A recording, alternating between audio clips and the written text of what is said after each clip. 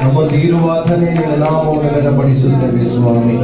ಅಪ್ಪ, ಆರಂಭದಿಂದ ಅಂತ್ಯದವರೆಗೆ ನಿಮ್ಮ ಪ್ರಸನ್ನತೆಯಲ್ಲಿ ಆಳ್ವಿಕೆ ಮಾಡ್ರಿ ಅಪ್ಪ. ನಿನ್ನ ನಾಮ ಮಾತ್ರ ಮಹಿಮೆ ಹೊಂದಲಿ ಸ್ವಾಮಿ. ನಮ್ಮನ್ನು ನಾವು ತಗ್ಗಿಸುತ್ತೇವೆ ದೇವರೇ. ಅಪ್ಪ, ಪಾಪಿಗಳನ್ನು ರಕ್ಷಿಸುವುದಕ್ಕೆ ಅಪ್ಪ ಈ ಲೋಕಕ್ಕೆ ಬಂದ ದೇವರೇ, ನಿನ್ನ ನಾಮವನ್ನು ನಾವೆಲ್ಲರೂ ಸೇರಿ ಘನಪಡಿಸುತ್ತೇವೆ ಅಪ್ಪ.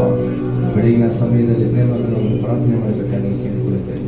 ನಮ್ಮನ್ನು ಬಹಳವಾಗಿ ಪ್ರೀತಿ ಮಾಡಿಕೊಂಡು ಬರುವಂತಹ ಪರಲೋಕದ ತಂದೆಯೇ, ಈ ಬೆಳಗಿನ ಸಮಯಕ್ಕಾಗಿ ನಿಮಗೆ ಸ್ತೋತ್ರ ಸ್ವಾಮಿ. ಕಳೆದ ವಾರವೆಲ್ಲ ನಮ್ಮನ್ನು ಕಾಪಾಡಿದಕ್ಕಾಗಿ ಸ್ತೋತ್ರ ಅಪ್ಪ. ಈ ವಾರದ ಮೊದಲನೆಯ ದಿನಕ್ಕಾಗಿ ನಿಮಗೆ ಸ್ತೋತ್ರವಾಗಲಿ. ಮೊದಲನೇ ಆರಾಧನೆಯನ್ನು ನೀವು ಆಶೀರ್ವಾದವಾಗಿ ಮಾರ್ಪಡಿಸಿಕೊಟ್ಟದಕ್ಕಾಗಿ ಸ್ತೋತ್ರ. ಈ ಎರಡನೇ ಆರಾಧನೆಯನ್ನು ನೀವು ಆಶೀರ್ವಾದ ಮಾಡು ಸ್ವಾಮಿ. ಪ್ರಾರಂಭದಿಂದ ಅಂತ್ಯದವರೆಗೂ ನಿಮ್ಮ ಪ್ರಸನ್ನತೆ ನಮ್ಮ ಮಧ್ಯದಲ್ಲಿ ಇಳಿದು ಬರಬೇಕೆಂಬುದಾಗಿ ನಾವು ಬೇಡಿಕೊಳ್ಳುತ್ತೇವೆ. ಬಂದಿರುವ ನಮ್ಮ ಪ್ರತಿ ಒಬ್ಬೊಬ್ಬರನ್ನು ನಿಮ್ಮ ಪಾದದಲ್ಲಿ ಸಮರ್ಪಿಸುತ್ತೇವೆ. ನಮ್ಮ ಪ್ರಾಣ, ಆತ್ಮ, ಶರೀರ ನಿಮಗೆ ಒಪ್ಪಿಸಿಕೊಡುತ್ತೇವೆ ಸ್ವಾಮಿ. ಅಪ್ಪ, ಇನ್ನು ತಡೆಯಾಗಿ ಬಾರದೇ ಇರುವಂತಹ ಪ್ರತಿಯೊಂದು ಮಕ್ಕಳನ್ನು ಸಮಯಕ್ಕೆ ಸರಿಯಾಗಿ ಕರೆತರಬೇಕೆಂಬುದಾಗಿ ನಾವು ಬೇಡಿಕೊಳ್ಳುತ್ತೇವೆ. ನಾವು ಆಡುವಂತಹ ಹಾಡುಗಳನ್ನು ಆಶೀರ್ವಾದ ಮಾಡು ಸ್ವಾಮಿ. ನಾವು ಮಾಡುವಂತಹ ಆರಾಧನೆಗಳನ್ನು ಆಶೀರ್ವಾದ ಮಾಡು. ನಾವು ಮಾಡುವಂತಹ ಪ್ರಾರ್ಥನೆ ವಿಜ್ಞಾಪನೆಗಳನ್ನು ಕೇಳಿ ಸದುತ್ತರವನ್ನು ದಯಪಾಲಿಸಬೇಕೆಂಬುದಾಗಿ ನಾವು ಬೇಡಿಕೊಳ್ಳುತ್ತೇವೆ. ನಿಮ್ಮ ವಾಕ್ಯಕ್ಕಾಗಿ ನಾವು ಪ್ರಾರ್ಥನೆ ಮಾಡುತ್ತೇವೆ ಸ್ವಾಮಿ. ಮಾತನಾಡುವಂತಹ ದಾಸರನ್ನು ಅಭಿಷೇಕದಿಂದ ತುಂಬಿಸು ಸ್ವಾಮಿ. ಅಪ್ಪ, ನೀವು ಕೊಡುವಂತಹ ವಾಕ್ಯ ಅದನ್ನು ಕೇಳಿ ನಾವು ನಿಮಗೆ ವಿಧೇಯರಾಗಿ ನಡೆದುಕೊಳ್ಳಲಿಕ್ಕೆ ಸಹಾಯ ಮಾಡು ಸ್ವಾಮಿ. ಸ್ತೋತ್ರ. ಬರುವಂತಹ ಘನ, ಮಾನ, ಮಹಿಮೆ ಎಲ್ಲ ನಿಮ್ಮ ಒಬ್ಬರಿಗೆ ಸಲ್ಲಿಸುತ್ತೇವೆ. ನಿಮ್ಮನ್ನು ಹೆಚ್ಚಿಸುತ್ತೇವೆ, ನಮ್ಮನ್ನು ತಗ್ಗಿಸಿಕೊಳ್ಳುತ್ತೇವೆ. ಯೇಸು ಕ್ರಿಸ್ತನ ನಾಮದಲ್ಲಿ ಬೇಡಿ ಹೊಂದಿದ್ದೇವೆ ತಂದೆ. ಆಮೆನ್. Hallelujah, hallelujah. ದೇವರ ಪರಿಶುದ್ಧವಾದ ನಾಮಕ್ಕೆ ಮಹಿಮೆ ಉಂಟಾಗಲಿ. ಆತನು ಒಳ್ಳೆಯವನಾಗಿದ್ದಾನೆ. ಬೆಳಗಿನ ಸಮಯದಲ್ಲಿ ಒಂದು ತೆಲುಗು ಹಾಡನ್ನು ಹಾಡಿ, ಕನ್ನಡ ಹಾಡುಗಳನ್ನು ಹಾಡಿ ದೇವರ ನಾಮವನ್ನು ಘನಪಡಿಸುವ ನಜರೇಯುಡ నా యేసయ్య ఎన్ని యుగాలకైనా ఆరాధ్య దేవుడు నీవే.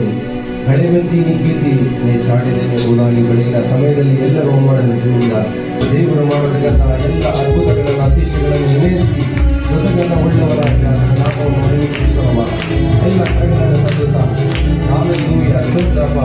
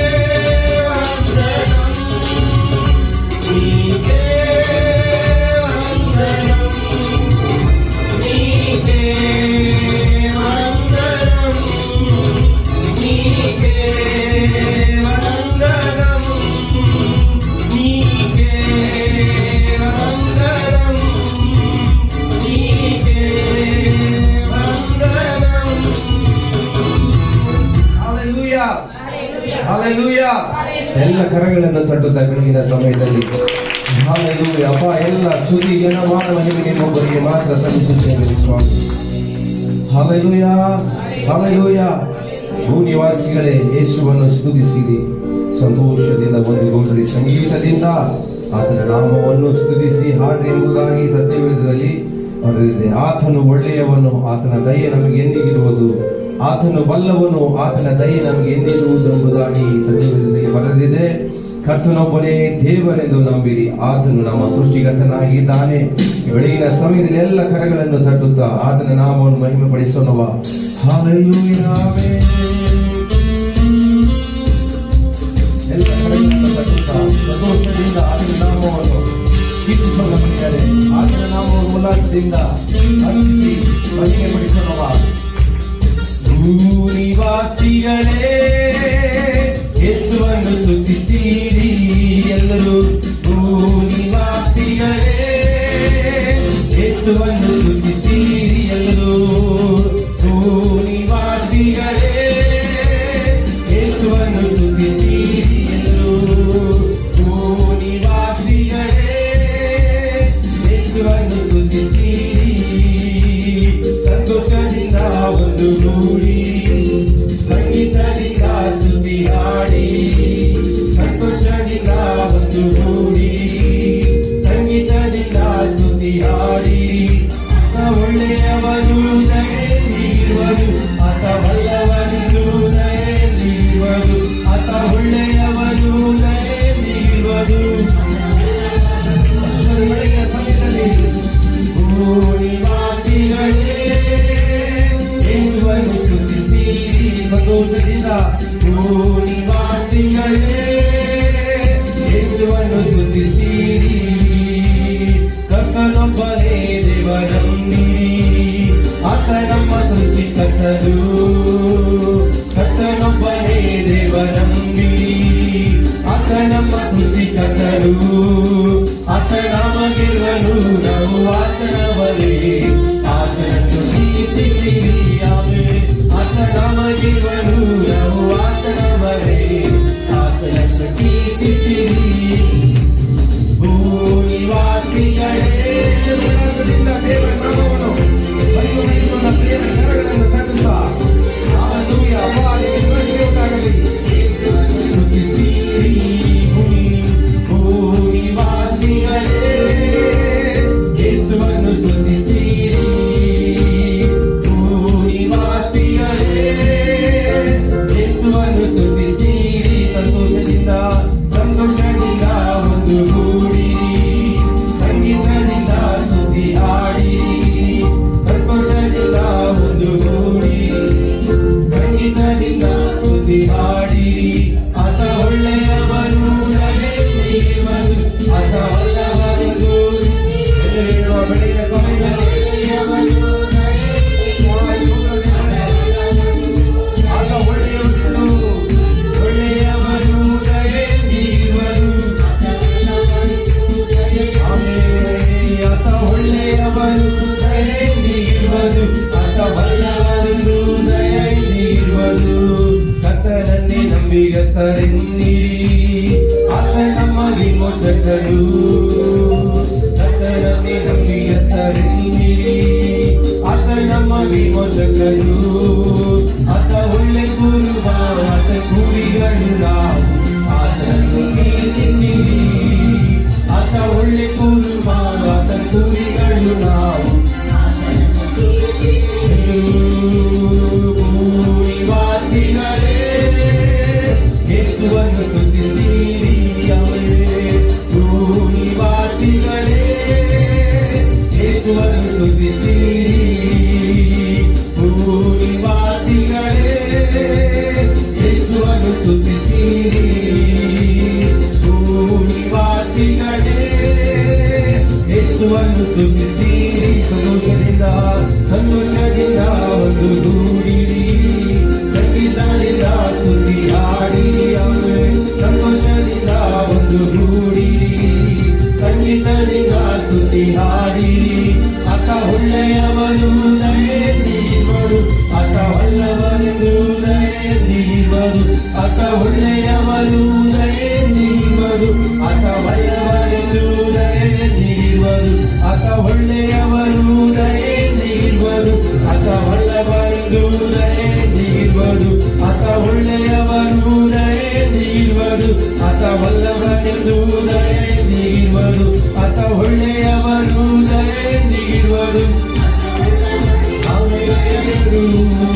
ಅತ ಒಳ್ಳೆಯವನು ನಯೆಂದಿರುವುದು, ಅತ ಒಳ್ಳೆಯವನೆಂದು ನಯೆಂದಿರುವುದು, ಅತ ಒಳ್ಳೆಯವನು ನಯೆಂದಿರುವುದು, ಅತ ಒಳ್ಳೆಯವನೆಂದು ನಯೆಂದಿರುವುದು. ಯೇಸು ಒಳ್ಳೆವ, ಯೇಸು ವಲ್ಲಭ, ಸರ್ವ ವಲ್ಲಭ. ಕಣ್ಣೀರನ್ನು ಒರೆಸಿ ಸಂತೋಷ ತಂದ ಯೇಸು ಒಳ್ಳೆಯವ, ಯೇಸು ಒಳ್ಳೆವ, ಯೇಸು ವಲ್ಲಭ, ಸರ್ವ ವಲ್ಲಭ.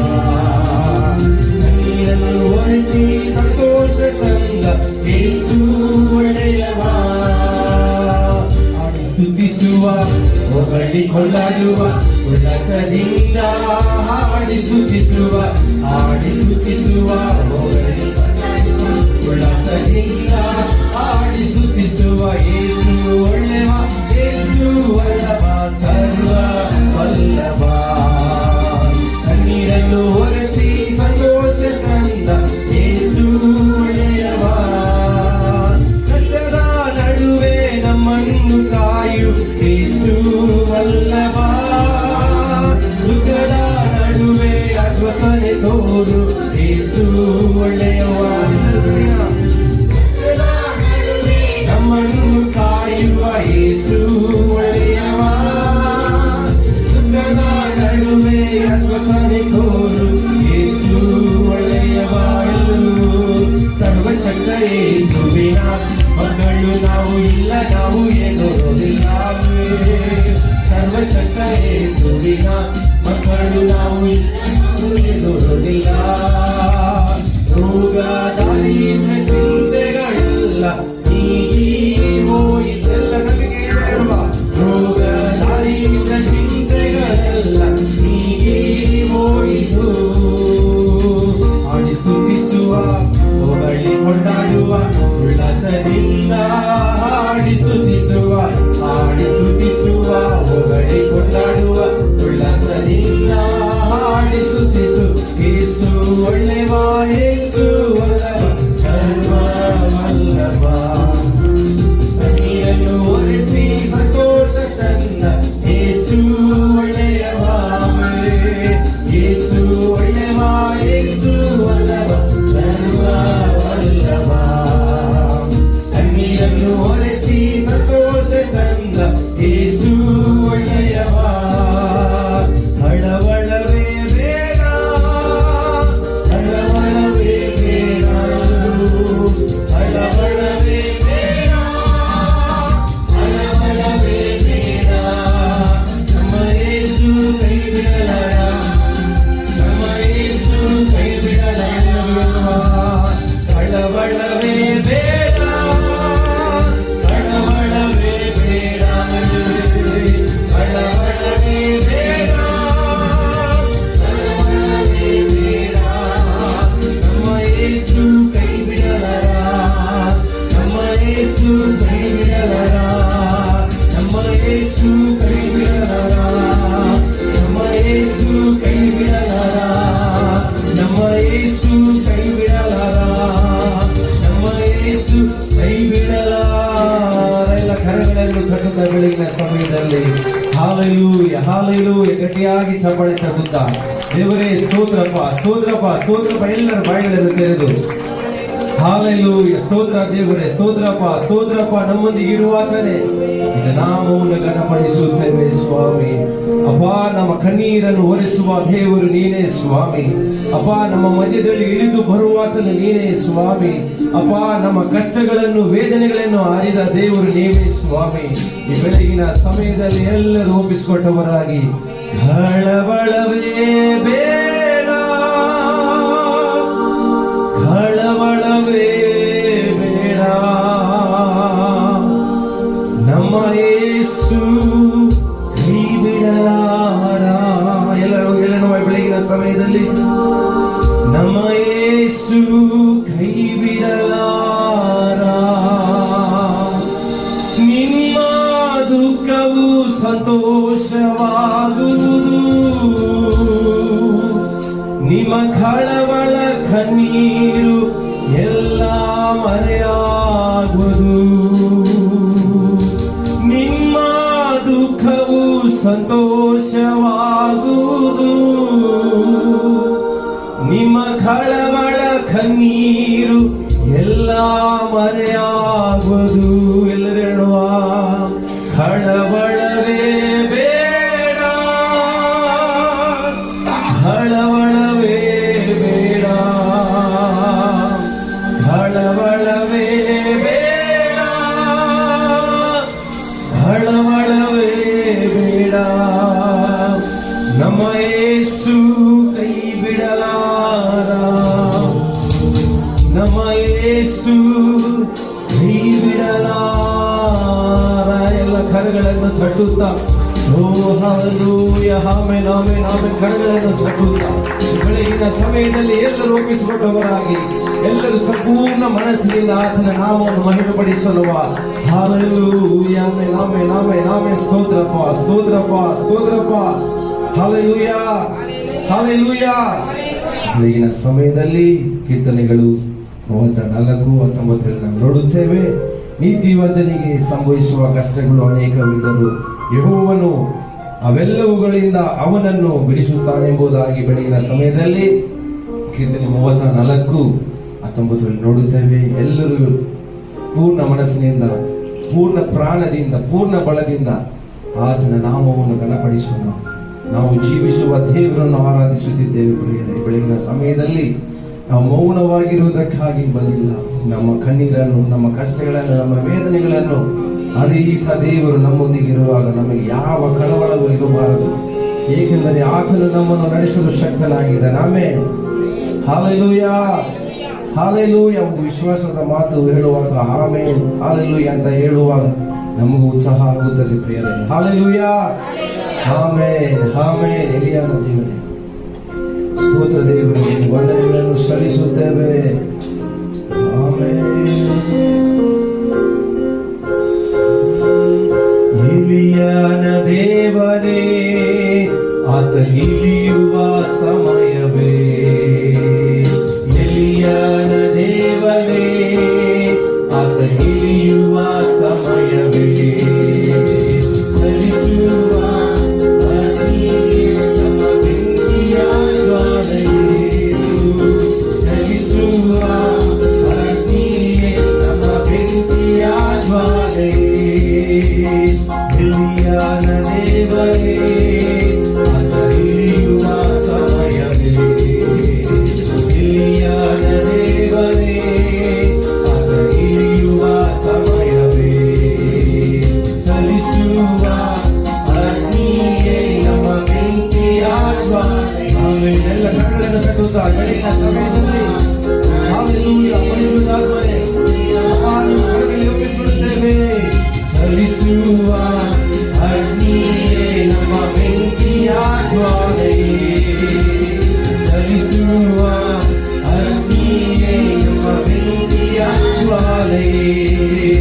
ನಾನೊಬ್ಬನು ಮಾತ್ರವೇ ಉಳಿದಿರಲು ಆಳನ ಸೇನೆಗೆ ಎದುರಿಸುವೆ. ನಾನೊಬ್ಬನು ಮಾತ್ರವೇ ಉಳಿದಿರಲು ಆಳನ ಸೇನೆಯ ಎದುರಿಸುವೆ. ನಾನು ಪ್ರಾರ್ಥಿಸಿ ಮೊರೆ ಇಡಲು ಕಿವಿಗೊಡುವ, ಪ್ರಾರ್ಥಿಸಿ ಮೊರೆ ಇಡಲು ಕಿವಿಗೊಡುವ. ಬೆಂಕಿಯಾಗಿ ಇಳಿಯುವರು ನಮ್ಮ ದೇವರು, ಬೆಂಕಿಯಾಗಿ ಇಳಿಯುವರು ದೇವರು, ಬೆಂಕಿಯಾಗಿ ಇಳಿಯುವರು. ಆತ್ಮನೇ ಆತ್ಮನೇ ಆತ್ಮನೇ ಆತ್ಮನೇ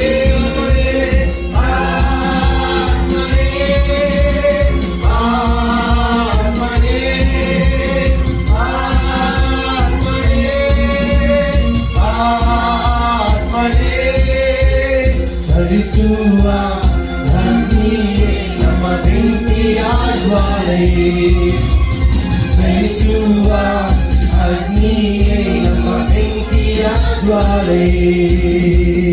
ಎಲಿಯನ ದೇವರೇ ಅದು ಇಳಿಯುವ ಸಮಯವೇ, ಎಲಿಯನ ದೇವರೇ ಅದು ಇಳಿಯುವ ಸಮಯವೇ.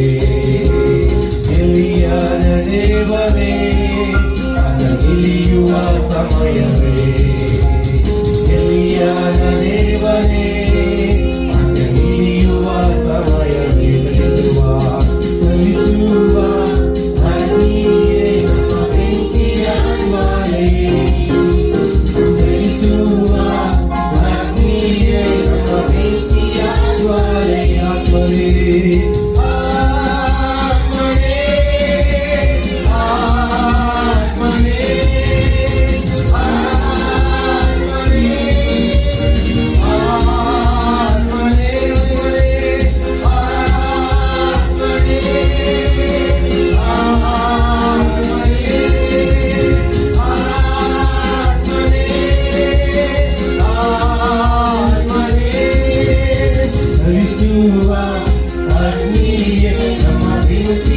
ಜ್ವಾಲೆ ದಹಿಸುವ ಅಗ್ನಿಯೇ ನಮ್ಮ ಬೆಂಕಿಯ ಜ್ವಾಲೆ ಸುರಿಸುವ ಆತ್ಮನೇ ನಮ್ಮಯ ಮೇಲೆ ನಿಮ್ಮ ಕ್ಷಣಗಳಲ್ಲಿ ಹಾಗೆಯೇ ಇರಬೇಕು.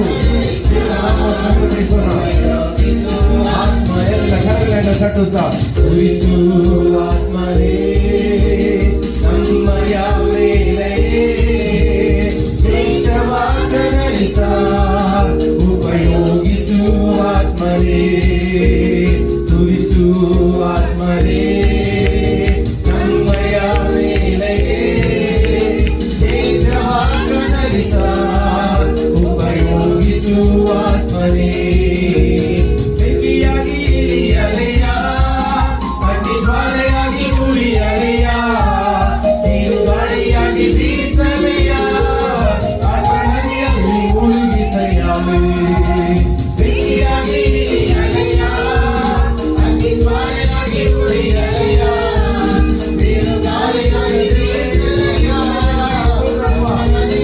ಮುಳುಗಿಸೆಯ ಆತ್ಮನ ನದಿಯಲ್ಲಿ ಮುಳುಗಿಸೆಯ ಆತ್ಮನ ನದಿಯಲ್ಲಿ ಮುಳುಗಿಸೆಯ ಅಭಿಷೇಕ ನನ್ನ ಮೇಲೆ ಪರಿಶುದ್ಧಾತ್ಮನು ನನ್ನೊಳಗೆ ಅಭಿಷೇಕ ನನ್ನ ಮೇಲೆ ಪರಿಶುದ್ಧಾತ್ಮನು ನನ್ನೊಳಗೆ ಅಭಿಷೇಕ ನನ್ನ ತಲೆ ಮೇಲೆ ಪರಿಶುದ್ಧಾತ್ಮನು ನನ್ನೊಳಗೆ ಅಭಿಷೇಕ ನನ್ನ ಮೇಲೆ ಪರಿಶುದ್ಧಾತ್ಮನು ನನ್ನೊಳಗೆ ಅಭಿಷೇಕ ನನ್ನ ಮೇಲೆ ಪರಿಶುದ್ಧಾತ್ಮನು ನನ್ನೊಳಗೆ ಅಭಿಷೇಕ ನನ್ನ ಮೇಲೆ ಪರಿಶುದ್ಧಾತ್ಮನು ನನ್ನೊಳಗೆ ಅಭಿಷೇಕ ನನ್ನ ಮೇಲೆ ಪರಿಶುದ್ಧಾತ್ಮನು ನನ್ನೊಳಗೆ ಅಭಿಷೇಕ ನನ್ನ ಮೇಲೆ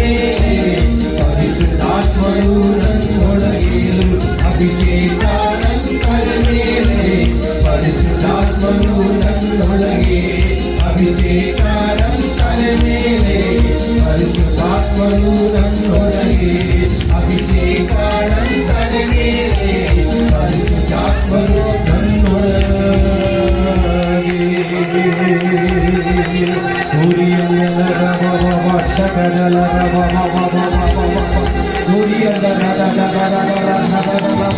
ಎಲ್ಲ ಬಿಟ್ಟುಕೊಟ್ಟವರಾಗಿ ಬೆಳಗಿನ ಸಮಯದಲ್ಲಿ ಕರಗಳನ್ನು ಕಟ್ಟುತ್ತಾ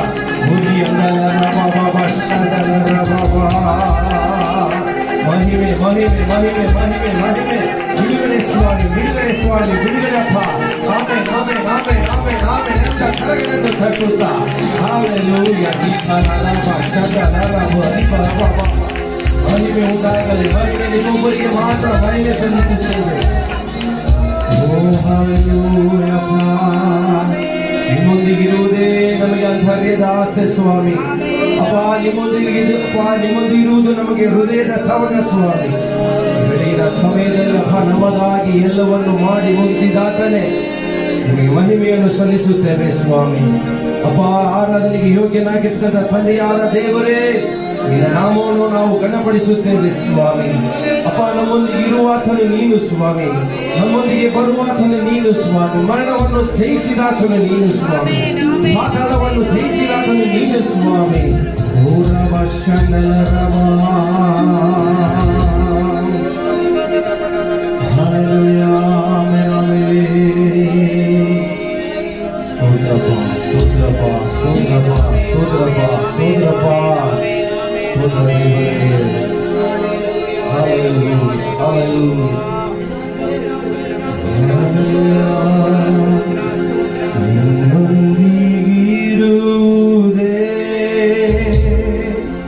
ಅಂತರ್ಯದ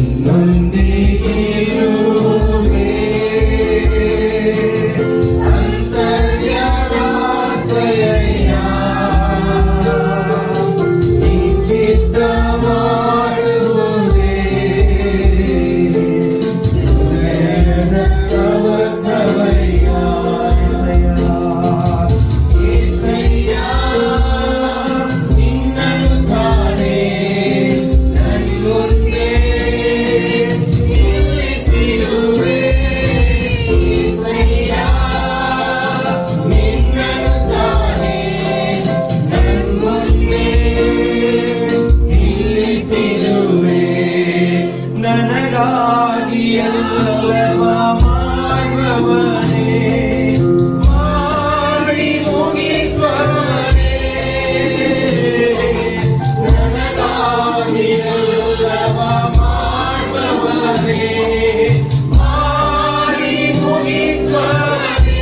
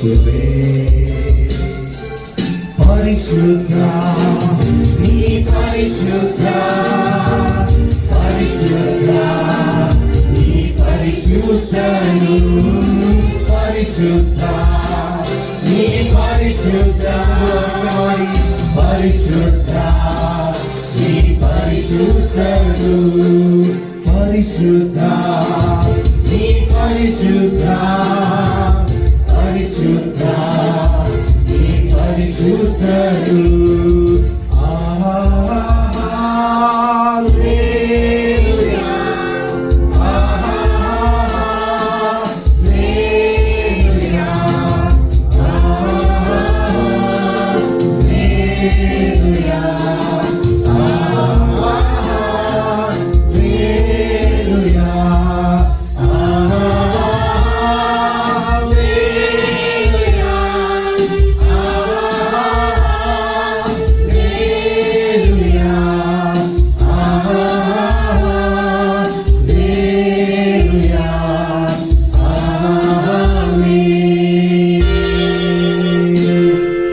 सर्वसृष्टिगे यजमान नीवे, सर्वसृष्टिय धारक नीवे, ನನ್ನ ಹೃದಯವು ನಿನ್ನನ್ನು ಸ್ತುತಿಸುವೆ, ಎಂದೆಂದೂ ಸ್ಥಿರವಾಗಿ ನಮಿಪೆ.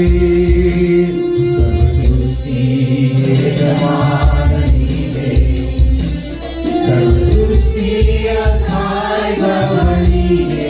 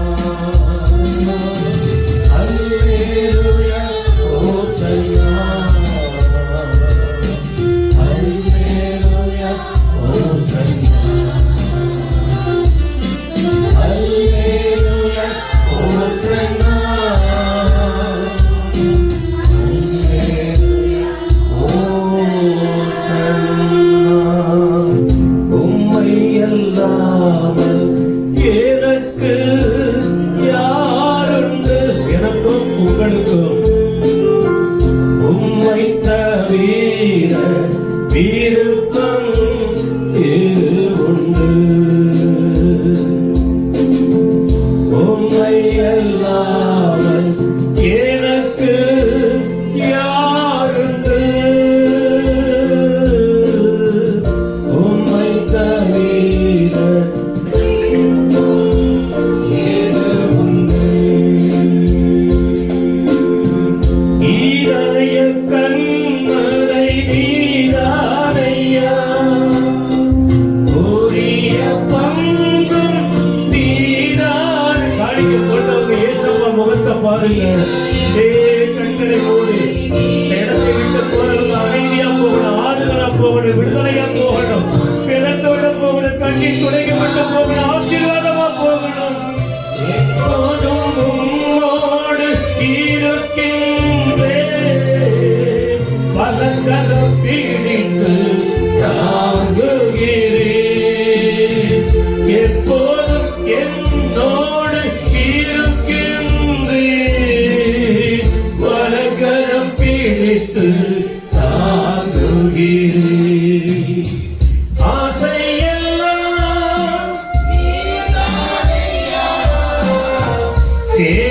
தேவையெல்லாம் நீதானையா, ஆசையெல்லாம் தேவையெல்லாம் நீதானையா. ரட்சகரே இயேசுநாதா, தேவையெல்லாம் நீதானே. ரட்சகரே இயேசுநாதா, தேவையெல்லாம் நீதானே.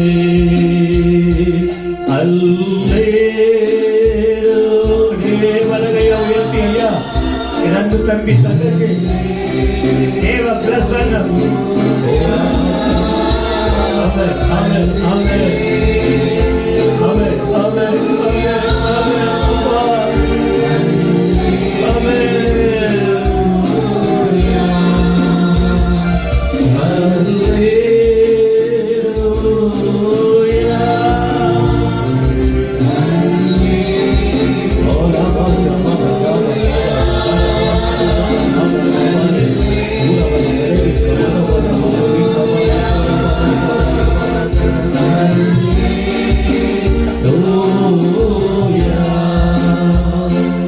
எந்தன் பாடுகள் வேதனை மறைந்து விடும், எந்தன் துயரங்கள் கலக்கங்கள் மாறிவிடும்.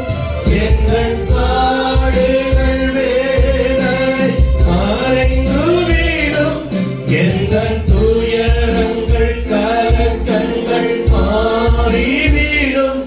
உங்க முகத்தை பார்க்கணும் அதனால் சீக்கிரமாய் வரப்போகிறது.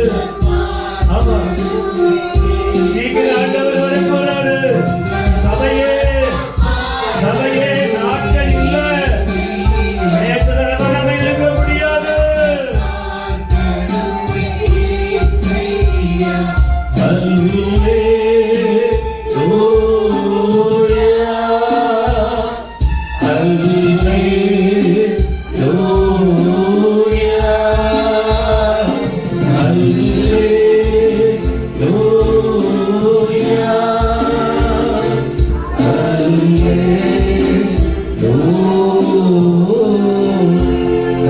கட்டி கத்தருக்கு நன்றி சொல்லி ஹல்லேலூயா சொல்லுங்க. கையை கட்டுங்க, வாயை திறந்து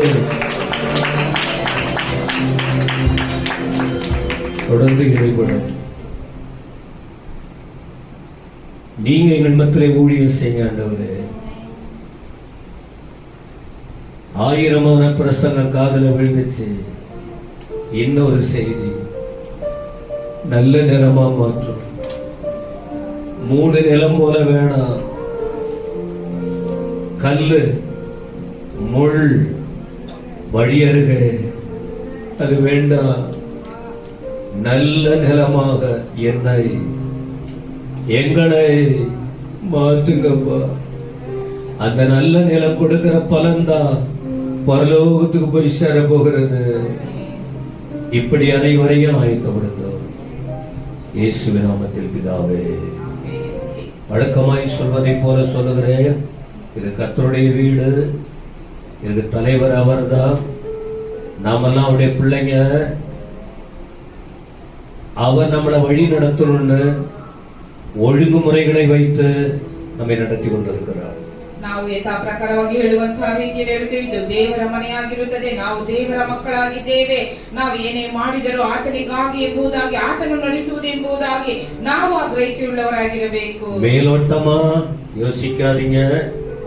ஒரு துளி துளி துளி துளியா கர்த்தர் கவனித்துக் கொண்டிருக்கிறார்.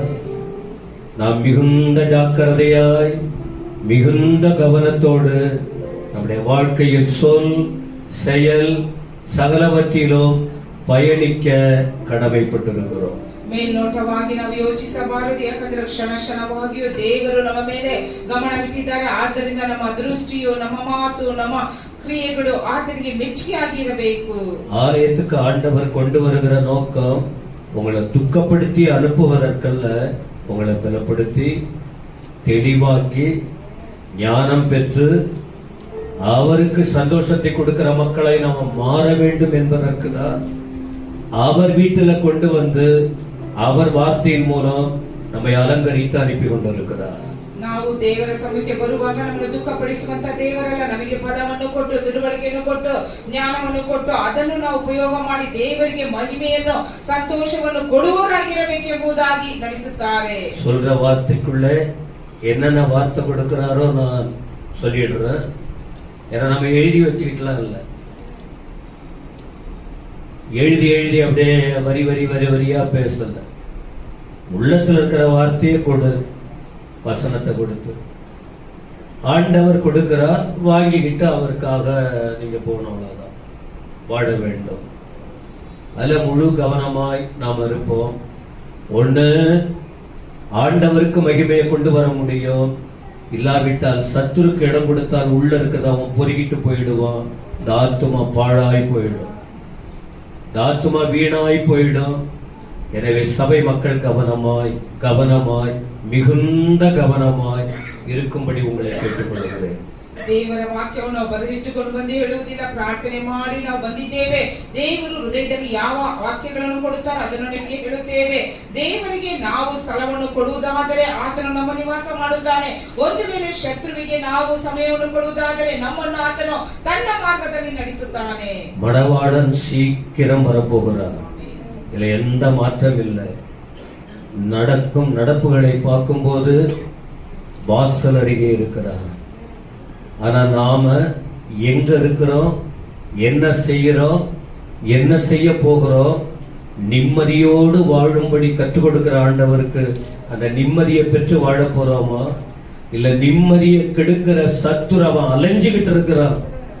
திருடங்க பாருங்க எப்படி வந்து அலையிறாங்க. அத போல நம்முடைய வாழ்க்கையை சீரழித்து நம்மளை வேதனைப்படுத்தி தள்ளுவதற்கு பிசாசு அலைஞ்சுகிட்டு இருக்கிறான். மிகுந்த ஜாக்கிரதையாய் இருந்து சமாதானத்துக்கு ஏதுவான நிலையில் உங்கள் இருதயத்தை பக்குவப்படுத்துங்கள். ಸೈತಾನನು ನಮ್ಮನ್ನು ವಂಚಿಸಿ ನಮ್ಮನ್ನು ಕೆಟ್ಟ ಮಾರ್ಗದಲ್ಲಿ ನಡೆಸಿ ನಮ್ಮನ್ನು ನಾಶಪಡಿಸುವುದಕ್ಕಾಗಿ ಆತನು ಆತುರವಾಗಿ ಕಾಯುತ್ತಿದ್ದಾನೆ. ಆದರೆ ದೇವರು ನಾವು ಒಳ್ಳೆಯ ದಾರಿಯಲ್ಲಿ ಬರಬೇಕೆಂಬುದಾಗಿ, ಯಾಕೆಂದ್ರೆ ಆತನ ಬರುವಿಕೆ ಬಹಳ ಸಮೀಪವಾಗಿದೆ. ಆತನಿಗಾಗಿ ನಾವು ಎಚ್ಚರಿಕೆ ಉಳ್ಳವರಾಗಿರಬೇಕು, ಜಾಗರೂಕರಾಗಿರಬೇಕು. ஒரு நாள் வரும்போது எங்க சர்ச்சில் எங்க பாஸ்டர் சொல்லி கொடுக்கலையே, ஏதோ ஒரு நாள் வரும் அவர் தெளிவா சொல்லி இருந்தாருன்னா, தெளிவா உணர்த்தி இருந்தார், தெளிவா எங்களை கண்டிச்சு இருந்தா, எங்க நிலைமை அப்படி ஆயிருக்காதுன்னு நீங்க ஒரு நாள்ல சொல்லக்கூடாது. அப்படி சொல்ற நாள் வரும், நீங்க அப்படி சொல்லிவிடக் கூடாது. அதுக்காக தான் ஆண்டவர் உணர்த்துகிற வார்த்தைகளை உங்களுக்கு சொல்லிக்கிட்டு இருக்கிறோம். கேட்டா கேளுங்க, கேட்கல அது என்னுடைய குறி இல்லை, கேட்டுதான் ஆகணும். நீ சொன்னியான்னு என்ன கர்த்தர் கேட்பார். உங்களுக்கு சொல்லிக்கிட்டு இருக்கிறோம். ஆனா ஏற்றுக்கொண்டு வாழ்வது வாழாதது ಉங்களுடைய ಕಾರ್ಯ. ಒಂದು ಕಾಲ ಬರುತ್ತದೆ, ಆಗ ಅಯ್ಯೋ ನಮ್ಮ ಬೋಧಕರು ಸಹ ನಮಗೆ ಗ್ರಹಿಕೆ ಕೊಡಲಿಲ್ಲವೇ, ತಿಳುವಳಿಕೆಯನ್ನು ಕೊಡಲಿಲ್ಲವೇ, ಎಚ್ಚರಿಸಲಿಲ್ಲ, ಖಂಡಿಸಲಿಲ್ಲ ಎಂಬುದಾಗಿ ಹೇಳುವುದಕ್ಕೆ ಸಾಧ್ಯವಿಲ್ಲ. ಯಾಕೆಂದರೆ ದೇವರು ಕೊಡುವಂತ ಕಾರ್ಯಗಳು ನಮ್ಮ ಬೋಧಕರು ಅವರು ಕೊಟ್ಟಿರುವಂತ ಜವಾಬ್ದಾರಿಯನ್ನು ಅವರು ಮಾಡುತ್ತಾರೆ.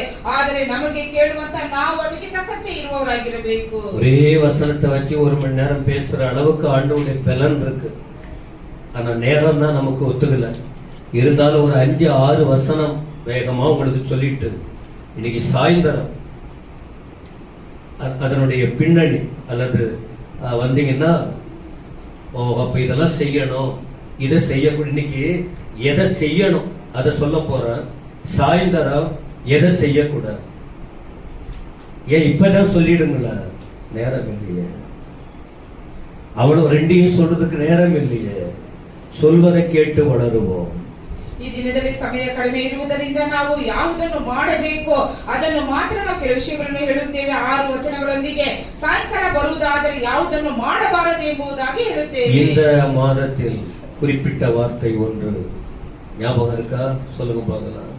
இந்த 4வது மாதத்தின் 1ஆம் தேதி ஒரு வசனம் உங்களுக்கு சொன்னேன். அது எத்தனை பேர் ஞாபகத்துல வச்சிருக்கீங்க? எல்லாருமே கர்த்தருடைய வார்த்தை. அதை வச்சு ஜபம், அதை வைத்து வாழ்ந்தால்தான், கவனிங்க, தோல்வியா வெற்றியா? தோற்றும் போக முடியும், வெற்றியாவும் வாழ. ஒரு மனுஷன் பிறந்தது தோற்று போறதுக்கு இல்ல, வெற்றி வாழ்க்கை வாழ்வதற்கு. தோல்வி கீழே தலைகுனிய வச்சிடும், வெற்றி தான் தலையை நிமிர வைக்கும். தோல்வி தலைகுனிய வச்சிடும், அவமானப்படுத்திடும். வெற்றி தலை நிமிர்ந்து நடக்க வைக்கும். கிறிஸ்தவம் தோல்வி அல்ல, கிறிஸ்தவம் வெற்றி வாழ்க்கை.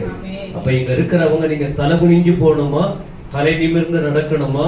சொல்ற வசனத்தை வச்சு புரிஞ்சுங்க, புரிந்து கொள்ளுங்க. ನಾವು ಸೋಲನ್ನು ಅನುಭವಿಸುವುದಾದರೆ ತಲೆ ತೆಗೆಸುವವರಾಗಿರಬೇಕು. ಆದರೆ ನಾವು ತಲೆ ಎತ್ತುವಂತೆ ಮಾಡುವಂತದ್ದು, ಜಯವನ್ನು ಕೊಡುವಂತದ್ದು ಯಾವುದನ್ನು ನಾವು ಆರಿಸಿಕೊಂಡಿದ್ದೇವೆ. மொழிபெயர்ப்பு இருக்கிறதுனால, நேரமும் விரட்டுறதுனால நான் ஒரே வசனத்துல போக முடியாது. அவளை பேச பேச பேச உள்ளிருந்து ஆண்டவர் வார்த்தைகளை கொடுக்கிறார். ஆனாலும் நான் ஒரு 6 வசனம் சொல்லிட்டேன்னா அதை ஈஸியா புரிஞ்சுக்கிட்டு உள்ளத்துல வச்சுக்கிட்டு நான் அதின்படி இருக்கிறேன்னா இருந்தாதான் நான் தலை நிமிர்ந்து நடக்க முடியும். நானே சொல்லிக்க முடியாது, நான்லாம் கரெக்டா இருக்கிறேன் அப்படியெல்லாம் சொல்லிக்க முடியாது. வசனம் உங்களுக்கு கண்ணாடி போல காட்டுது. உங்க இருதயத்தை நீங்க எங்க இருக்கீங்கன்னு இருக்கு இந்த வசனம் காட்டுது. அந்த வசன வெளிச்சத்துல நடக்க ஆவியானவர் நம்மோடு இடைப்படுவாராக. ದೇವರ ವಾಕ್ಯವು ನಮಗೆ ಕನ್ನಡಿಯಂತೆ ಇರುತ್ತದೆ. ಆದರೆ ನಾವು ಯಾವುದರಲ್ಲಿ ಇದ್ದೇವೆ ಎಂಬುದನ್ನು ಯೋಚಿಸಿ ನಡೆದುಕೊಳ್ಳಬೇಕು. ಸರಿ, நீங்க எங்க சொல்ல போறீங்க? 1 யோவான் 5:4. 1 யோவான் 5. ஆனா அது இருக்கா தெரியல. தேவனால் பிறப்பதெல்லாம் உலகத்தை ஜெயிக்கும்.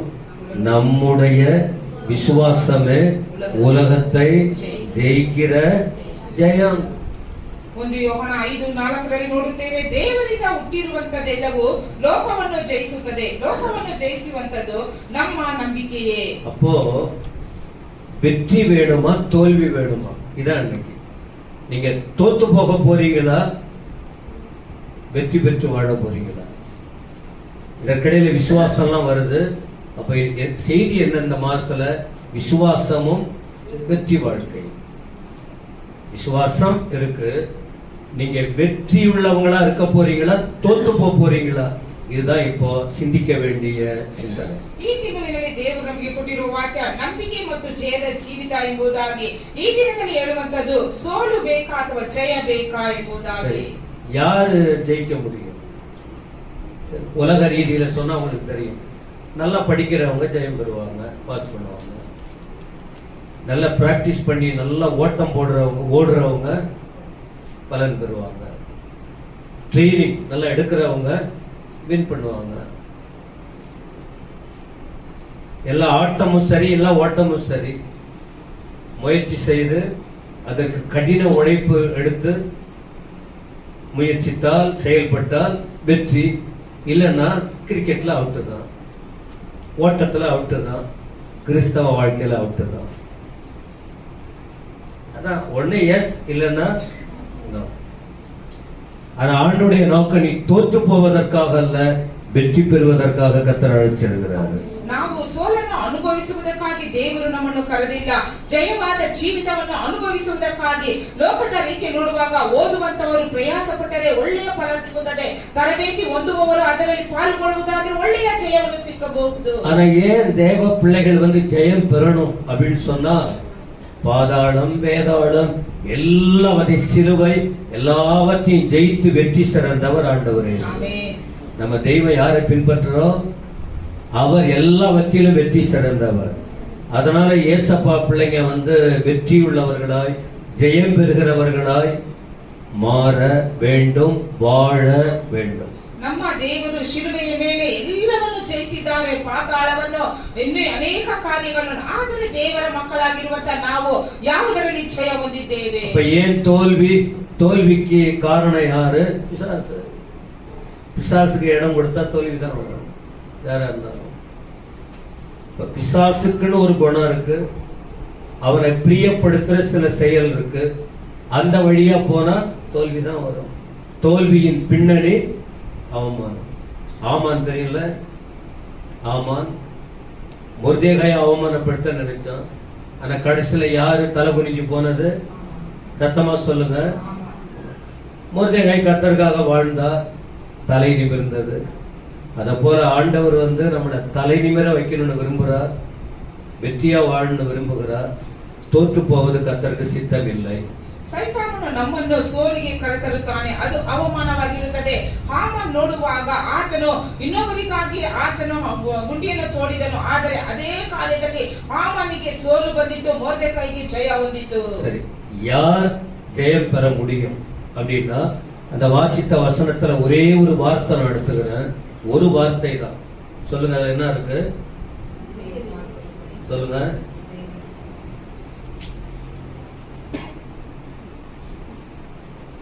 தேவனால் பிறப்பதெல்லாம் நாம யாரால பிறந்திருக்கிறோம், இதான் விஷயம். ஜெயம் உள்ளவங்க யாரு? யார் ஜெயம் பெறுவாங்க? தேவனால.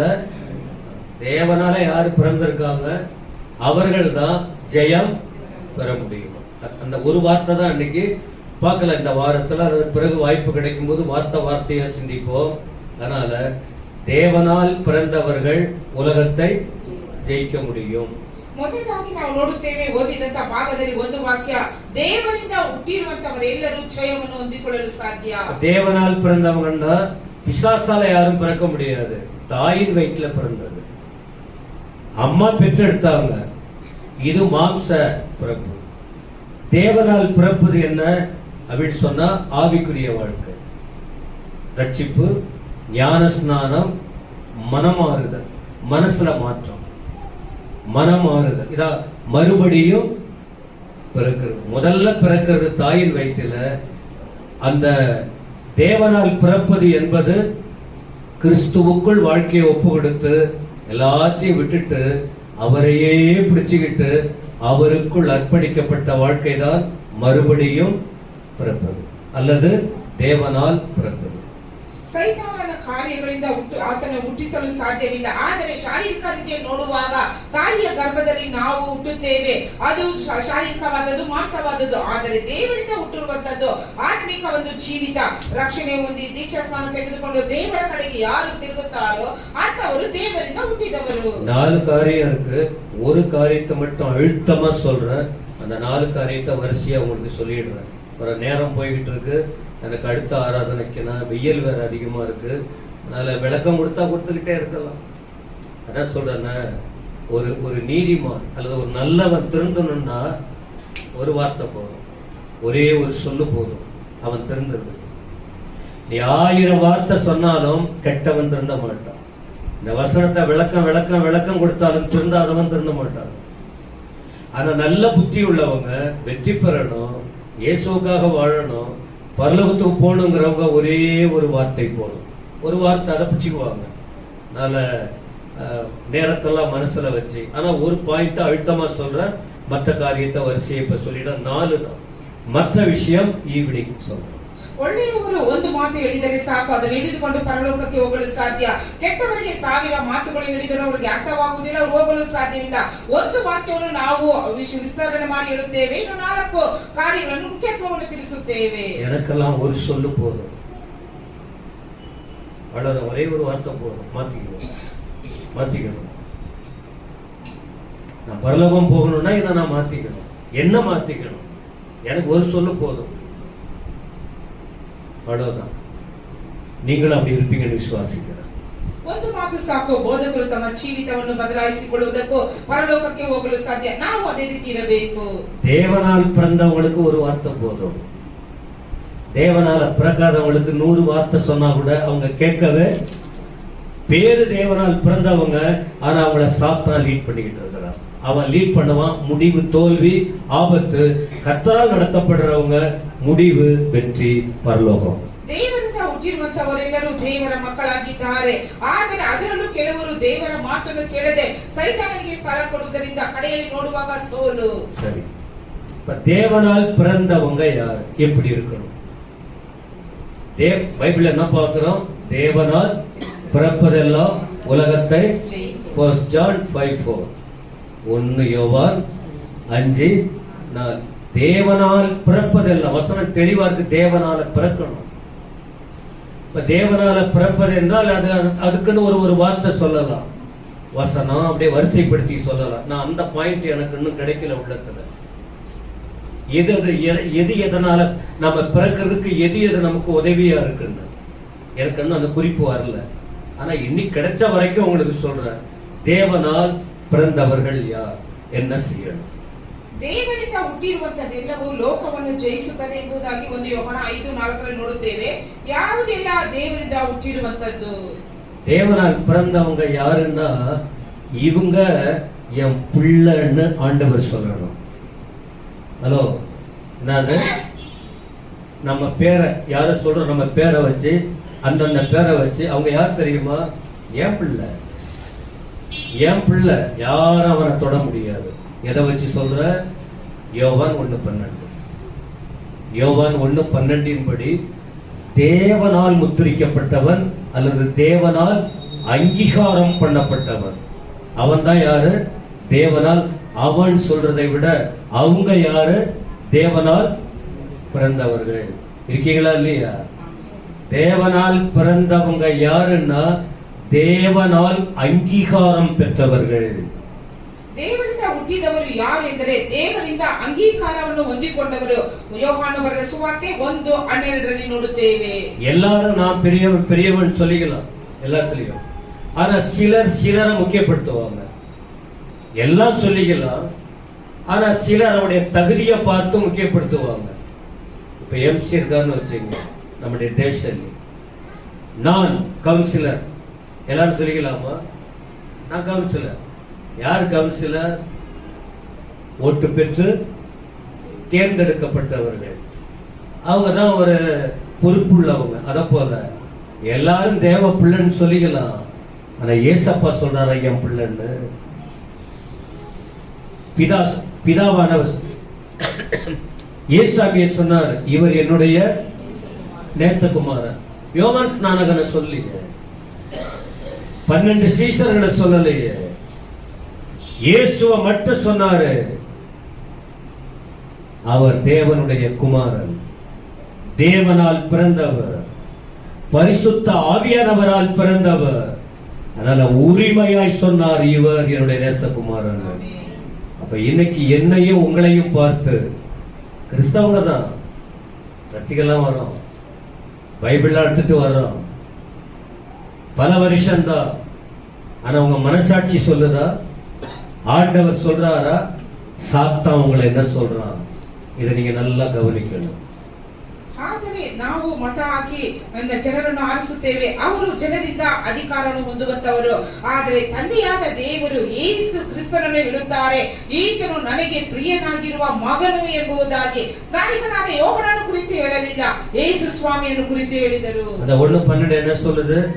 அவருடைய நாமத்தின் மேல் அவரை ஏற்றுக்கொண்டவர்கள் எத்தனை பேர்களோ அத்தனை பேரும் தேவனுடைய பிள்ளைகளாகும்படி அவர்களுக்கு அதிகாரம், பரலோக அதிகாரம். பரலோகம் அதிகாரம் கொடுக்குது. யாரு? தேவனுடைய பிள்ளை, தேவனால் பிறந்தவர்கள். இன்னைக்கு நானே சொல்லிக்கலாம், நான் சொல்லிக்கலாம், நிறைய சொல்லிக்கலாம். ஆனா ஆண்டவர் சொல்றாரா? அவர் சொல்ற அளவுக்கு இந்த இதயம் பக்குவம் அடைஞ்சிருக்கா?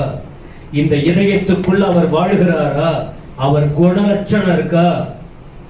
அவர் குணலட்சணங்கள் இதில் இருக்கா ಎಂಬುದೇ ಯೋಚಿಕ வேண்டும். ಯೋಹಾನ ಬರೆದ ಸುವಾರ್ತೆ 1:12 ಯಾರ್ಯಾರು ಆತನನ್ನು ಅಂಗೀಕರಿಸಿದರು ಅಂದರೆ ಆತನ ಹೆಸರಿನಲ್ಲಿ ನಂಬಿಕೆ ಇಟ್ಟರು ಅವರಿಗೆ ದೇವರ ಮಕ್ಕಳಾಗುವ ಅಧಿಕಾರ ಕೊಟ್ಟನು. ஏதேன் தோட்டத்துல ஆதாம் ஏவாள் அவர் சாயலாவே படைத்தார், அதிகாரமும் கொடுத்தார்.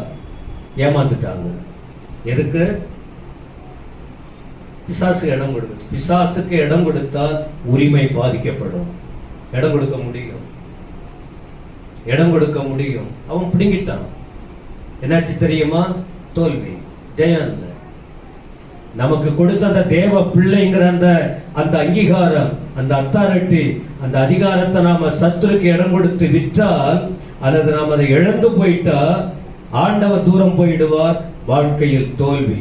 தோல்விக்காக கர்த்தர் உங்களை சபையில வைக்கல.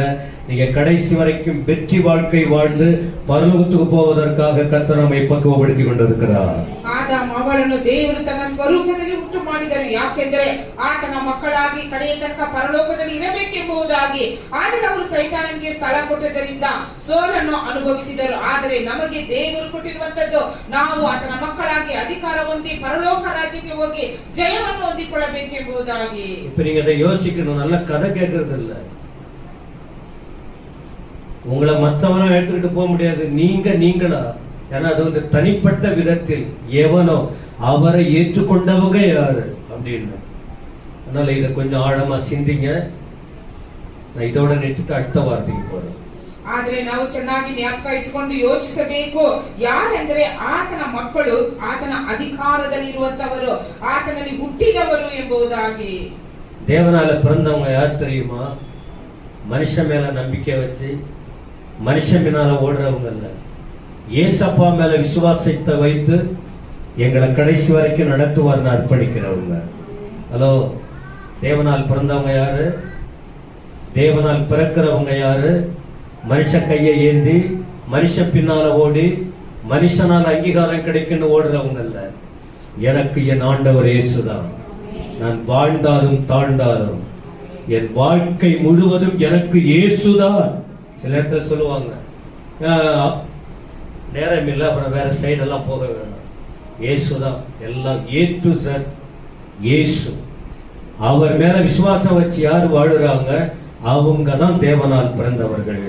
ದೇವರಿಂದ ಹುಟ್ಟಿದವರು ಯಾರು? ಎರಡನೇದಾಗಿ ದೇವರ ಮೇಲೆ ನಂಬಿಕೆ ಇಟ್ಟು ಕಡೆಯ ತನಕ ಆತನಲ್ಲಿ ಜೀವಿಸುವಂತವರು. 1 யோவான் 5:1. 1 யோவான் 5:1 இயேசுவானவரே கிறிஸ்து என்று விசுவாசிக்கிற எவனும் தேவனால் பிறந்தவர். ஆனா நம்ம வாயில அது இல்லையே. கர்த்தர் கொடுத்துருவாரா? கர்த்தர்னு சொல்றாங்களா, கொடுத்துருவாரா? ஏன் கொடுக்க மாட்டாரு? என்ன நடத்திக்கிட்டு இருக்காரு, இன்னைய வரைக்கும் நடத்திக்கிட்டு இருக்காரு. என் நம்பிக்கை மனுஷன் மேல இருக்கிறதுனால தேவன் பக்கம் ஏசப்பா மேல என் விசுவாசம் இல்லைன்னா ஆட்டோமேட்டிக்கா என்னுடைய நம்பிக்கை யார் மேல போகுது? சத்தமா சொல்லுங்க. தோல்வியில முடியும். ஸ்டார்டிங்ல ஓஹோன்னு இருக்க எல்லாருக்கும், ஆனா முடிவு பரிதாபமா மாறிடும். ஆனால் இயேசுவின் மேல விசுவாசம் வைக்கிறவன் துவக்கத்துல தோல்வி போல இருக்கும், முடிவு வெற்றிகரமாய் மாறும். அதற்கு உதாரணம் மத்தேயு 14 பேதுரு தண்ணிக்குள்ள மூழ்கிறது. மனுஷிகத்தில் நம்பிக்கை வைத்தார், உள்ள போனான். ஆண்டவர் மேல விசுவாசம் வச்சா மேலே வந்தான். சத்தமாமேன்னு சொல்லுங்க. கர்த்தர் பேசுவார், புரிஞ்சுங்க. பல முறை பேசுவார், பல கோணத்துல பேசுவார். கல்லா வச்சுக்காதீங்க இருதயத்தை. முழு விசுவாசம், இயேசு கிறிஸ்து என் தேவன், அவர்தான். அப்படிங்கிற அந்த முழு விசுவாசம் யார் மேல வைக்கணும்? சத்தமா சொல்லுங்க. அந்த மந்திரி அப்படிதான் சொன்னார்.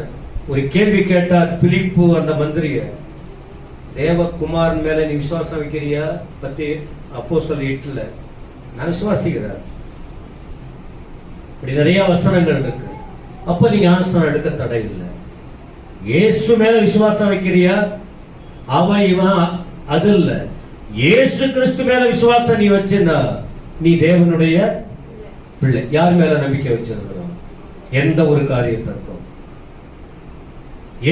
காரியத்திற்கும் யார் மேல நம்பிக்கை வச்சிருக்கிறோம்? ஆண்டவர் மேல விசுவாசம் இல்லைன்னா நாம அவிசுவாசிகள். அந்த விசுவாசம் போயிடும், அவிசுவாசம் வந்துடும். ಇದರ ಗಮನ ಇರಲಿ. 1 ಯೋಹನ 5:1 ನೋಡುತ್ತೇವೆ, ಯೇಸುವು ಕ್ರಿಸ್ತನೆಂದು ನಂಬುವ ಪ್ರತಿಯೊಬ್ಬನು ದೇವರಿಂದ ಹುಟ್ಟಿದವನಾಗಿದ್ದಾನೆ ಎಂಬುದಾಗಿ. ಮನುಷ್ಯರ ಮೇಲೆ ನಂಬಿಕೆ ಇರುವುದಾದರೆ ನಾವು ಸೋಲನ್ನು ಅನುಭವಿಸುತ್ತೇವೆ, ದೇವರ ಮೇಲೆ ನಂಬಿಕೆ ಇರುವುದಾದರೆ ಜಯ ಹೊಂದುತ್ತೇವೆ.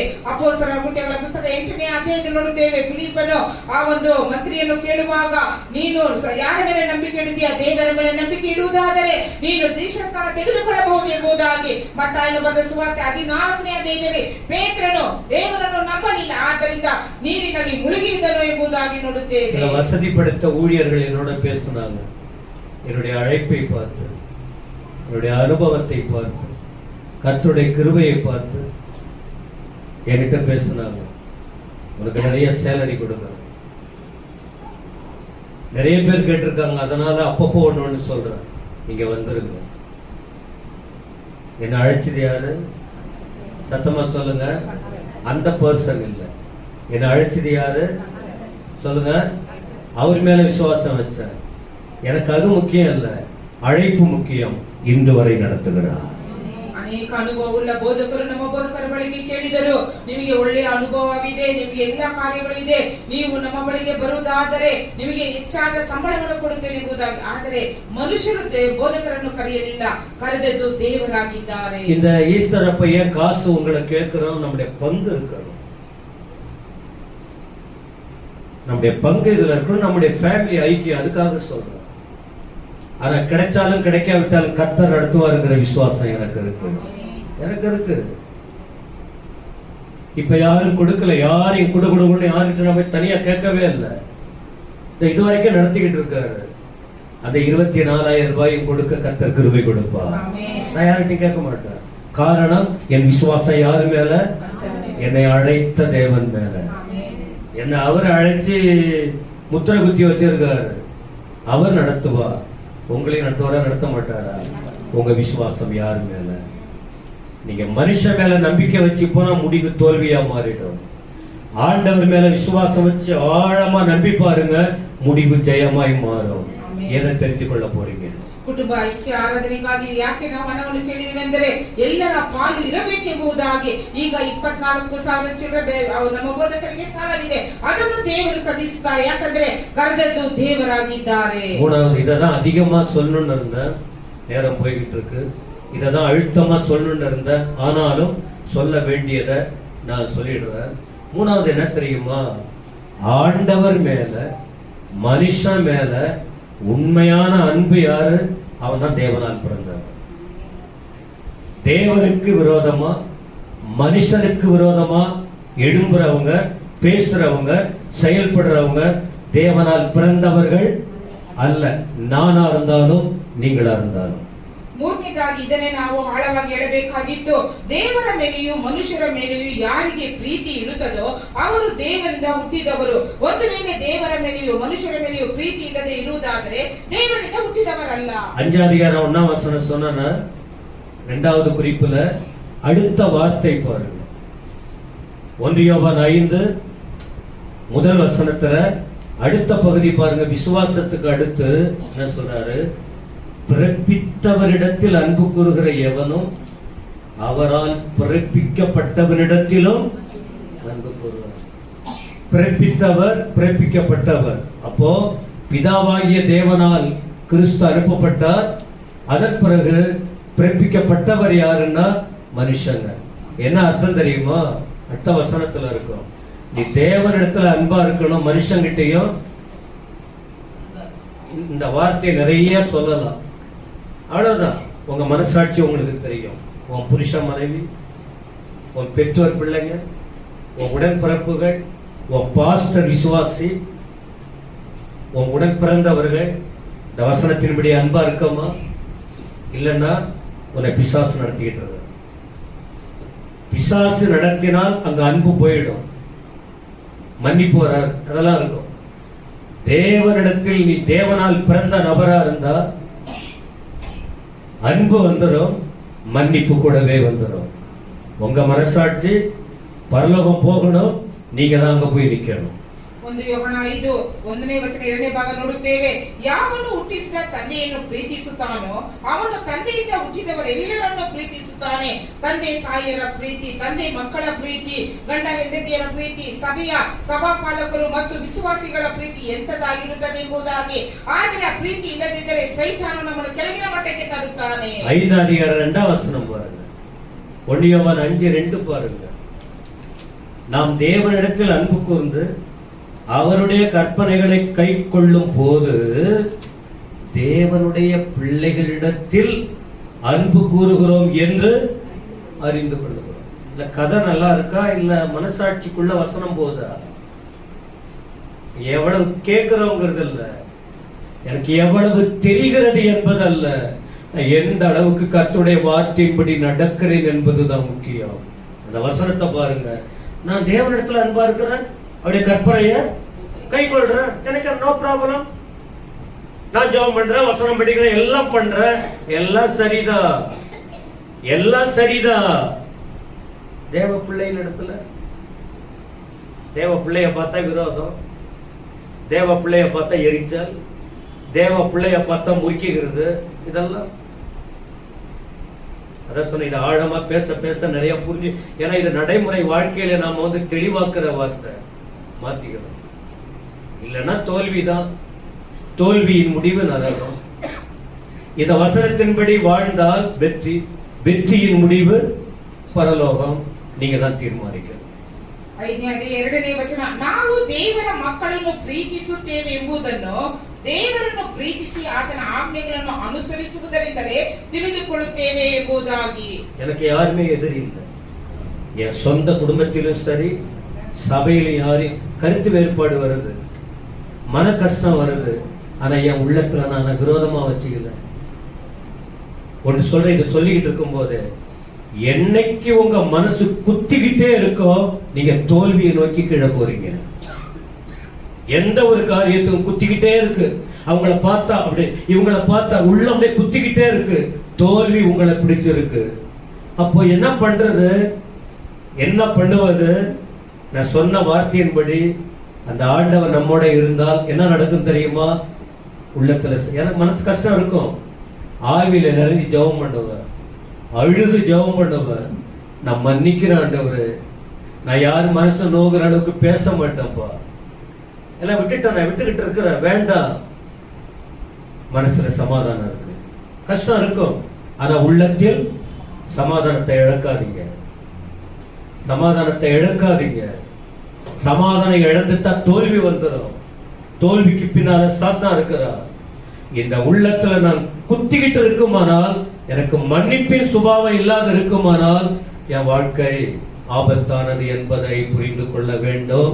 இது கடைசியா கூட உங்க வாழ்க்கையில செய்தியா இருக்கலாம், நான் கொடுக்கிற செய்தி கூட கடைசியா கூட இருக்கலாம். எனக்கு கவனம் தேவை, கவனம் தேவை. ನಮ್ಮ ಮನಸಾಕ್ಷಿಯು ನಮ್ಮನ್ನು ಚುಚ್ಚುತ್ತಾ ಇರುವುದಾದರೆ ನಮ್ಮಲ್ಲಿ ಕ್ಷಮಿಸುವಂತ ಗುಣ ಇಲ್ಲ. ಈ ಒಂದು ವಾಕ್ಯವನ್ನು ಕೇಳುತ್ತಿರುವಂತ ನಾವು ಇದು ಕಡೆಯದಾಗಿ ಸಹ ಇರಬಹುದು. ಈಗ ಬೋಧಕರು ಹೇಳುವಂತದ್ದು ತಮ್ಮ ಬಂಧು ಬಳಗದವರಲ್ಲಿಯೋ ಸಭೆಯ ಮಕ್ಕಳಿಗೆ ಯಾರ ಮೇಲೂ ವಿರೋಧವಿಲ್ಲ. ಒಂದು ವೇಳೆ ಆ ರೀತಿ ಇದ್ದರೂ ಅವರು ಕ್ಷಮಾಪಣೆ ಹೊಂದಿ ಅದನ್ನು ಪಡೆದುಕೊಳ್ಳುತ್ತಾರೆ. 1 யோவான் 4:7 1 யோவான் 4:7 1 ಯೋಹನ 4:7. பிரியமானவர்களே, ஒருவரில் ஒருவர் அன்பா இருக்க கடவுள், ஏனெனில் அன்பு தேவனால் உண்டாயிருக்கிறது, அன்புள்ள எவனும் தேவனால் பிறந்து. தேவனால் பிறப்பதெல்லாம், தேவனால் பிறந்தவன்னா ஆண்டவர்கிட்ட மட்டும் நான் அன்பா இருக்கிற, அபிஷேகருக்கு, அந்நிய பாஷருக்கு எல்லாம் பண்றேன், ஆனா கூட இருக்கிற பக்கத்தில் இருக்கிறார்களை பார்த்து நீங்களே புரிஞ்சுங்கம்மா, அவ்வளவுதான். நான் இதையே திரும்ப திரும்ப சொல்ல வேண்டிய அவசியம் இல்லை. எனக்கும் உங்களுக்கும் இந்த செய்தி, நான் பரலோகம் போகணும்னா கட்டாயம் நான் தேவனால் பிறந்த அந்த நிலையில கண்டிப்பா இருக்கணும். இது டெஸ்ட் உங்களுக்கு, எனக்கு எனக்கும் உங்களுக்கும் இது தேவ நடைமுறையில காண்பிச்சிருக்கிறார். கண்டிப்பா சபை மக்கள் கடைபிடிச்சு ஆகணும். இல்லைன்னா இவ்வளவு நாள் இருந்து இழந்துரும் ஆத்துமாவை. இப்பெல்லாம் அதிகமா போட்டுக்கிட்டு இருக்காங்க. இந்த நரகத்துல தூக்கி இந்த கொம்பு போல வச்சுக்கிட்டு சில படம் எல்லாம் பாக்குறீங்கல்ல, யூடியூப்ல பாக்குறீங்களா இல்லையா? ஏசப்பா வராரு, இந்த குழந்தை இதெல்லாம் அதை பார்த்துட்டும் நம்ம எப்படி மாறணும்? சத்தமா சொல்லுங்க. அவ்வளவுதான், பிசாசு காத்துக்கிட்டு இருக்கிறான். அவருக்காக இருந்தால் நம்மளை அவர் பாதுகாப்பா, இல்லைன்னா விட்டுருவாரு. இது கடுமையான செய்தி இல்லை, ஆனா சிந்தித்து ஏசப்பாவுக்காக வாழ்வதற்குரிய ವಾರ್ತೆ. ಪ್ರಿಯರೇ, ನಾವು ಒಬ್ಬರನ್ನೊಬ್ಬರು ಪ್ರೀತಿಸೋಣ. ಪ್ರೀತಿಯು ದೇವರಿಂದಾಗಿದೆ ಮತ್ತು ಪ್ರೀತಿ ಮಾಡುವ ಪ್ರತಿಯೊಬ್ಬನು ದೇವರಿಂದ ಹುಟ್ಟಿದವನು, ದೇವರನ್ನು ಬಲ್ಲವನು ಆಗಿದ್ದಾನೆ. ஓகே, மத்தேயு இதெல்லாம் சொன்ன வார்த்தை தெரிஞ்சதுதான், இன்னும் கொஞ்சம் புரியுறதுக்கு சொல்றேன். மத்தேயு 22ல 37ல இருந்து 40 வரைக்கும் கொஞ்சம் வீட்டுல போய் பாருங்க. கண்ணாடி தான், பெரிய கண்ணாடி வச்சு கண்ணு மூக்கு நாக்கெல்லாம் எப்படி அந்த பின் பண்றது, அதை எல்லாமே கலைஞ்சிருக்கான்னு திரும்பி திரும்பி பாக்குறது. அது இல்ல, உள்ள கலைஞ்சி கிடக்கு. இங்க இது கலைஞ்சி கிடக்கு. 17 காரியம் உள்ள கலைஞ்சி கிடக்கு. 9 காரியம் உள்ள இல்லாம எல்லாம் வெளியில வந்துச்சு. ஆவியின் கனியம் அது வெளியில வந்துகிட்டு இருக்கு. தேவையில்லாத உள்ள நுழைஞ்சு கிடக்கு. கலாத்தியர் 5:19-20 உள்ள நுழைஞ்சு கிடக்கு. இந்த கண்ணாடியில பாருங்க, என்ன நான் பார்க்கணும். உங்களை நீங்க இன்னொரு ஆளை பத்தி நீங்க பார்க்காதீங்க. அவங்க பார்த்து பரலோகத்துக்கு போய் சேரணும். சொல்லுங்க ஆமென். அத நீங்க கொஞ்சம் அந்த வசன கண்ணோட்டத்துல பாருங்க. மத்தேயு 22:37ல இருந்து 40 வரைக்கும் நீங்க வீட்டுல போய் யோசிங்க. ಮತ್ತಾಯನ ಬರೆದ ಸುವಾರ್ತೆ 22ನೇ ಅಧ್ಯಾಯ 37ರಿಂದ 40ರವರೆಗೂ ಮನೆಯಲ್ಲಿ ಹೋಗಿ ನಾವು ನಿಧಾನವಾಗಿ ಓದಿ ಧ್ಯಾನ ಮಾಡೋಣ. ಅದೇ ಗಲಾತ್ಯದವರಿಗೆ ಬರೆದ ಪತ್ರಿಕೆ 5ನೇ ಅಧ್ಯಾಯದಲ್ಲಿ ಇರುವಂತಹ ವಾಕ್ಯಗಳು, ಶಾರೀರಿಕ ರೀತಿಯಲ್ಲಿ ಇರುವಂತಹ ಕಾರ್ಯಗಳು ಏನು, ಆತ್ಮಿಕ ಕಾರ್ಯಗಳು ಏನು ಎಂಬುದಾಗಿ ನಾವು ಯೋಚಿಸುವವರಾಗಿರಬೇಕು. ಯಾತ್ರಾಗಮ 20:10, மத்தேயு 22:37ல இருந்து 40 வரைக்கும் 10:2 என்ன? நீ உன்னை நேசிக்கிறது, தேவனை நேசிக்கிறது உண்மையானால் சக நண்பர்களை அத்தனை பேரையும் நாம் என்ன செய்யணும்? நேசிக்கிறதுனா பாவம் செய்யறதுக்காக நான் சொல்லல, தப்பு பண்றது. நான் போய் அவங்கள நேசிக்கிறேன், அவங்க மேல அன்பு கூறுற, அத இங்கிலீஷ்ல சொல்லுவீங்களா, அந்த நான் சொல்லல. வசனத்தின்படி வாழ்கிற வாழ்க்கை, யாவரோட சமாதானமா இருக்கணும். இதான் வளர்ச்சி. இதான் தடுமாற்றம் வரும், சோதனை வரும். இதெல்லாம் ஒரு நாள்ல நடக்கிறது இல்லை, ஒரே நாளில எல்லாம் நடக்கிறது இல்லை. இன்னைக்கு கேட்டா ஒரு ஸ்டெப் எடுத்து வைக்கணும். அந்த சோதனை வரும், போய் விழுந்தோம் ஆண்டவர்கிட்ட, நான் மன்னிச்சேன் ஆண்டவரே. ஒவ்வொரு முறையும் என்னோட பேசுறீங்க, நான் பிடிவாதமா போய்கிட்டு இருக்கேன், தடிக்கு விழுந்து நான் செத்து போன என் நிலைமை என்ன ஆகும்? இந்த பயம் நமக்கு இருக்கட்டும், அந்த பயம் நமக்கு இருக்கட்டும். கர்த்தருக்கு ஏற்றபடி வளருவோம். ಹಳೆಯ ಒಡಂಬಡಿಕೆಯಲ್ಲಿ ವಿಮೋಚನಕಾಂಡ ಪುಸ್ತಕ 20ನೇ ಅಧ್ಯಾಯದಲ್ಲಿ 10 ದಶಾಂಶಗಳನ್ನು ಕೊಟ್ಟಿದ್ದಾರೆ. ಆದರೆ ಹೊಸ ಒಡಂಬಡಿಕೆಯಲ್ಲಿ ಇದೇ 20 ಮತ್ತಾಯನ ಬರೆದ ಸುವಾರ್ತೆ 22:37ರಿಂದ ಓದುವಾಗ 2 ಹೊಸ ಆಜ್ಞೆಗಳನ್ನು ದೇವರು ಕೊಟ್ಟಿದ್ದಾರೆ. ನಾವು ಸ್ವಲ್ಪ ಯೋಚಿಸುವವರಾಗಿರಬೇಕು. இத படிச்சிட்டு முடிக்கிறேன். இத வீட்ல போய் இன்னும் தெளிவா படிங்க. நான் ஆண்டவர் மேல அன்பா இருக்கிறேன், எனக்கு அதை பத்தி கவலை இல்ல, ஓகே, நல்லதுதான். யாரை பத்தி எனக்கு அக்கறை இல்ல, நோ ப்ராப்ளம், ஒன்னும் பிரச்சனை இல்ல. 1 கொரிந்தியர் 13 உங்க வாழ்க்கையில முன்ன வச்சீங்க. இப்போ நீ உண்மையான விசுவாசியா இருந்தா, வசனம் உன்னோட பேசுறதா இருந்தா, நீ கடவுளுக்குள்ள வாழ்கிற வாழ்க்கை உண்மையாதா, தோல்வி இல்லாம பரலோகம் போகணும்னா, அல்லது எங்க போகணுங்கிறது அந்த வசனத்தை நிர்ணயிக்கும். என்ன சொல்றாருன்னா, உனக்குள்ள அன்பு இல்லைன்னா ஒண்ணுமே இல்லை. இப்ப அதை மட்டும் சொல்லிடுறேன், நீங்க மற்றதை பார்த்துங்க. உண்மையான அன்பு ஒரு ஊழியக்காரர்கிட்ட இருந்தா, உண்மையான அன்பு ஒரு உடன் ஊழியர்கிட்ட இருந்தா, உண்மையான அன்பு ஒரு மூப்பர் கிட்ட இருந்தா, விசுவாசி கிட்ட இருந்தா, ஆண் கிட்ட இருந்தா, வாலிபன் கிட்ட இருந்தா, பெண் பிள்ளைங்க கிட்ட இருந்தா, இது கண்டிப்பா இது இந்த வசனங்கள்லாம் வச்சு ஆண்டவர் கேட்பா. இந்த சொன்ன வசனமே கடைசி நாளில் அவன் என்ன செய்யுமா? ஆறுதல் படுத்துறது மட்டும் இல்ல, என்ன செய்யுமா? பொய் சொல்றேன்னா உண்மையை சொல்றேன்னா, இந்த நான் சொன்ன வசனமே கடைசி நாளில் அவனை நியாயம் தீர்க்கும்னு சொல்லி இருக்கு. அதனால ரொம்ப விளையாட்டா எடுத்துக்காதீங்க. இதை சொன்ன பிறகு நம்ம ஜெபம் பண்ண போறோம். ಕಡೆಯ ದಿನಗಳಲ್ಲಿ ನಾನು ಹೇಳುವಂತ ವಾಕ್ಯಗಳ ಮೇಲೆ ನ್ಯಾಯ ತೀರ್ಪಿಗೆ ತೆಗೆದುಕೊಂಡು ಬರುತ್ತದೆ ಎಂಬುದಾಗಿ ದೇವರ ವಾಕ್ಯ ಹೇಳುತ್ತದೆ. சரி, அன்பு இருந்தா என்ன செய்யும்? 4ஆம் வசனம். வளர்ந்தவங்கள வளரலையே தெரியல. அன்பு எப்படிப்பட்டது? இருக்கா சாந்தம்? உங்களை பத்தி பேசும்போது, உங்களை கேவலமா பேசும்போது சாந்தம் இருக்கா? சரி, படிச்சிடுறேன். அன்பு நீடிய தயவு. அன்புக்கு என்ன இல்ல? பொறாமை இல்லவே இல்லை. பொறாமை இல்ல. அன்பு என்ன செய்யாது? காலரை தூக்கி விடாது. சும்மா அப்படியே அந்த நடையெல்லாம் வித்தியாசமா போவாரு. வஸ்திரத்தை கழட்டி காலை தொட்டு கழுவினார், அந்த புத்தி வந்துடும். அதெல்லாம் எனக்கு எப்படின்னு தெரியல. உங்க கண்ணாடியில் இருக்க அதை பார்த்துங்க. ஐயா, ஆத்மாவை கெட்டுக்காதீங்க. புகழ்ச்சி. உண்மையான அன்பு இருந்தா என்னவா? பொறாமல்ல, அன்பு தன்னை புகழ. இருமாப்புன்னா என்ன? சத்தமா சொல்லுங்க. அந்த ஊழியக்காரர் சொன்ன கேட்டுற முடியுமா? நான் அப்படியெல்லாம் முடியாது. இருமாப்பு. இருமாப்பு. பாஸ்டர் சொன்னா நான் கேட்க முடியுமா? அதெல்லாம் அவன் சொன்னா நான் கேட்கறது இல்லை. சொல்லிட்டு போய்கிட்டே இரு. ஒரு நாள் வரப்போகுது, அப்பதான் தெரியும். உங்க நன்மைக்கு கடவுள் பேசுறார். இருமாப்பு. யாரு சொன்னாலும் நான் கேட்க மாட்டேன். ஒன்னும் பிரச்சனை இல்லை. முடிவு சீக்கிரமா இருக்கு. அப்புறம் என்ன இருக்கு? அயோக்கியமானதை. அயோக்கியம்னா புரியுதா உங்களுக்கு? உங்க மொழியில படிச்சீங்க. இன்னும் இந்த பகுதி உங்களுக்கு இன்னும் புரியுற அளவுக்கு சொல்லணும்னா இதை மட்டும் ஒரு நாளைக்கு பிரசங்கம் பண்றேன். எது அயோக்கியம்? இந்த ஒரு செய்தியா மனசுல ஓடிக்கிட்டு இருக்கு. எது மரணத்துக்கு ஏதுவான பாவம், எது மரணத்துக்கு ஏதுவல்லாத, அது ஒரு செய்தி கொடுக்க போற. நிறைய வார்த்தைகளை கர்த்தர் கொடுத்துக்கிட்டு இருக்கார். சரி, சொல்லிடுங்க.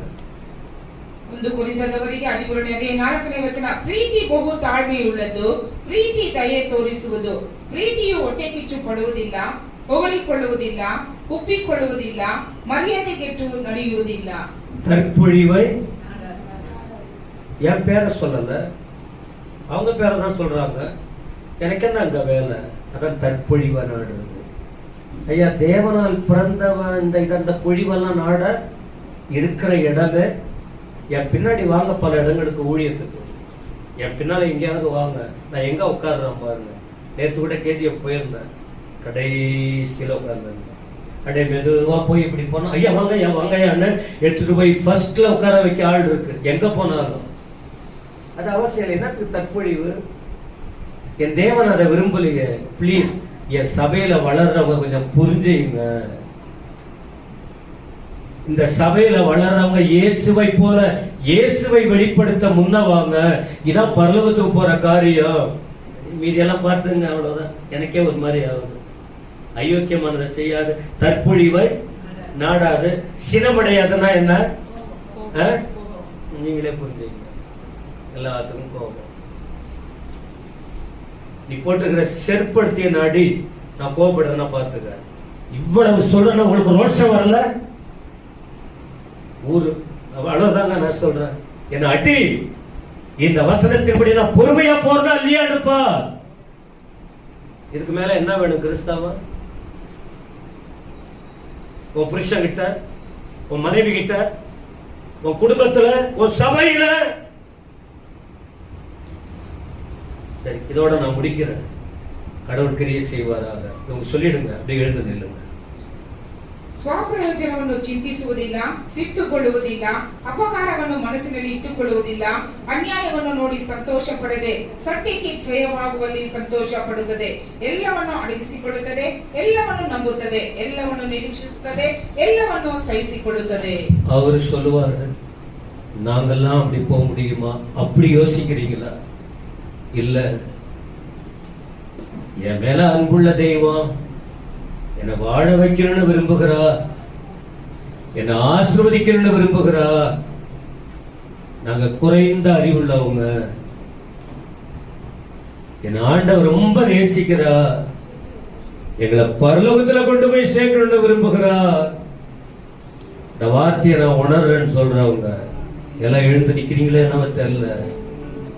கண்ணை மூடி இருக்கும்போது இதான் லாஸ்ட் மெசேஜா இருக்கும் லைஃப்ல.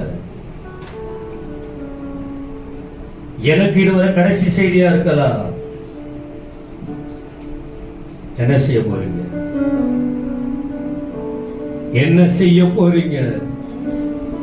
ஒண்ணு தேவனால் பிறந்தது, இல்லனா தேவனால் பிறந்தவங்களை நரகத்துக்கு இழுத்து போகிற சாத்தான். ரெண்டே விஷயம்தான். இன்னைக்கு ஈவினிங் வாங்க. என்ன செய்யக்கூடாது அது யூடியூப்ல போட மாட்டோம். தேவனால் பிறந்தவன் என்ன செய்யக்கூடாது, மூணே காரியம் தான்.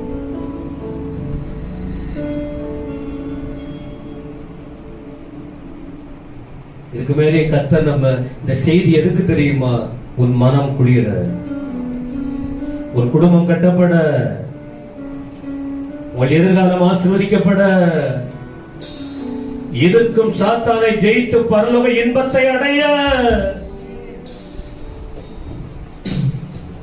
நான் பேசும்போது ஏன் ஹார்ட்டை தொடுது கர்த்தருடைய வார்த்தை.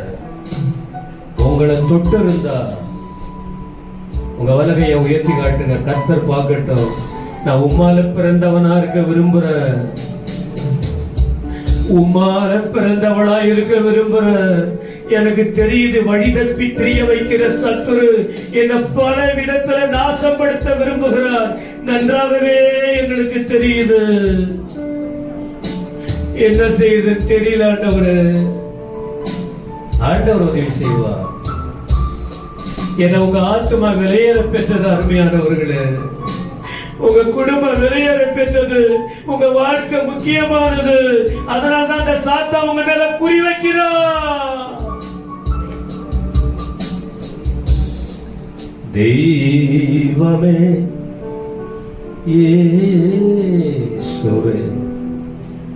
உம்மை தேடுகிறேன்.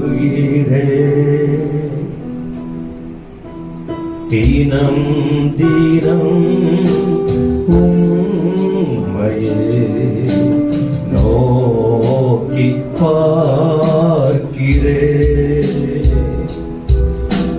தெய்வமே இயேசுவே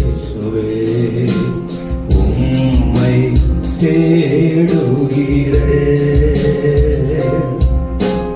தினம் தினம் உம்மையே நோக்கி பார்க்கிறேன்.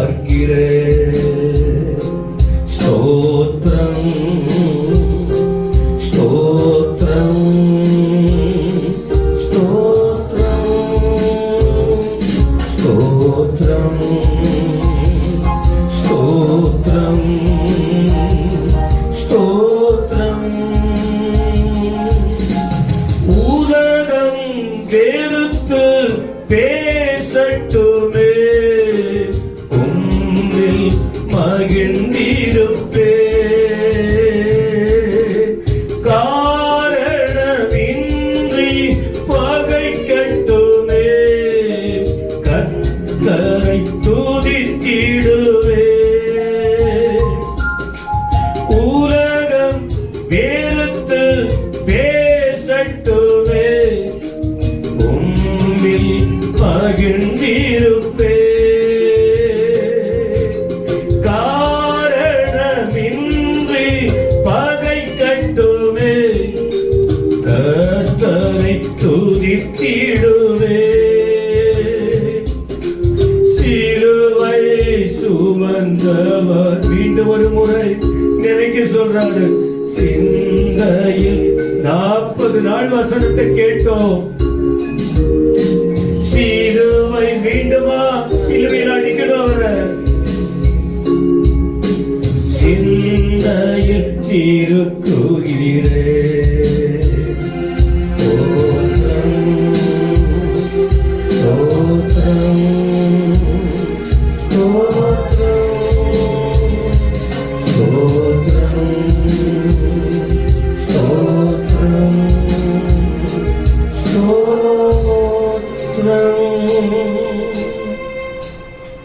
இன்றைக்கு தேவை பிரியமானவர்களே. இது ஒன்றும் ஒரு திட்ட செய்தி இல்லை. நம்ம மேல ஆண்டவர் அவ்வளவு அன்பு வச்சிருக்கிறார். நம்முடைய லைஃப மாற்றி நான் தேவ பிள்ளை. ஏன்னா தேவ பிள்ளைகிட்ட பிசாசு வருவான். நான் தேவ பிள்ளையா இருந்தா நான் ஓடி போயிடுவான். எனவே இந்த வசனத்தின்படி வாழ கர்த்தர் நமக்கு கிருபை கொடுப்பாராக. கலங்காதீங்க. ஒரே நாள்ல முடியாதுதான். ஒண்ணா விட்டுருங்க. வசனத்தின்படி வாழுங்க. அந்த சொன்ன வசனம் குறிப்பா அந்த 1 Corinthians chapter 13 அதை படிச்சு பாருங்க. அது அனைத்து செய்தி அடங்கி இருக்கு. கரங்களை உயர்த்தி எல்லாரும் கர்த்தரை ஸ்தோத்திரம் பண்ணுவோமா? துதிக்கிறோம் துதிக்கிறோம் துதிக்கிறோம் துதிக்கிறோம் துதிக்கிறோம் துதிக்கிறோம் துதிக்கிறோம் துதிக்கிறோம்.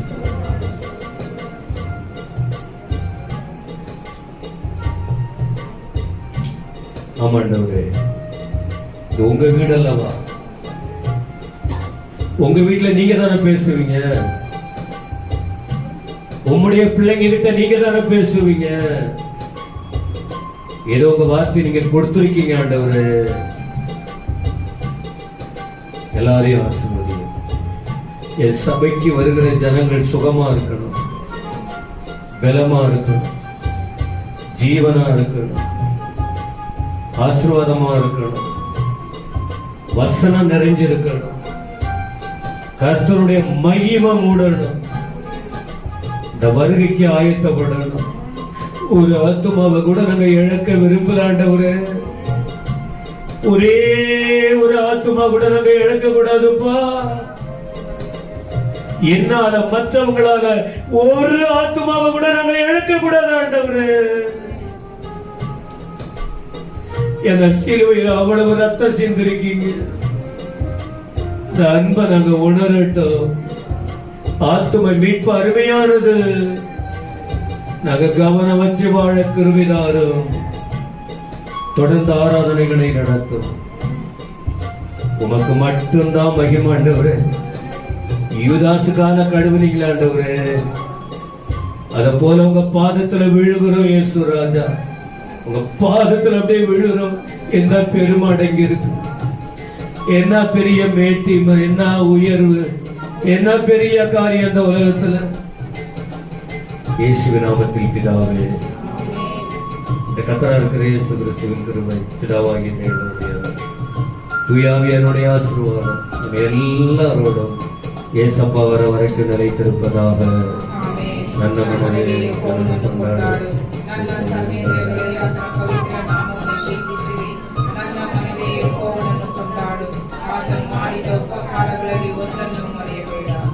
ಆಮೆನ್.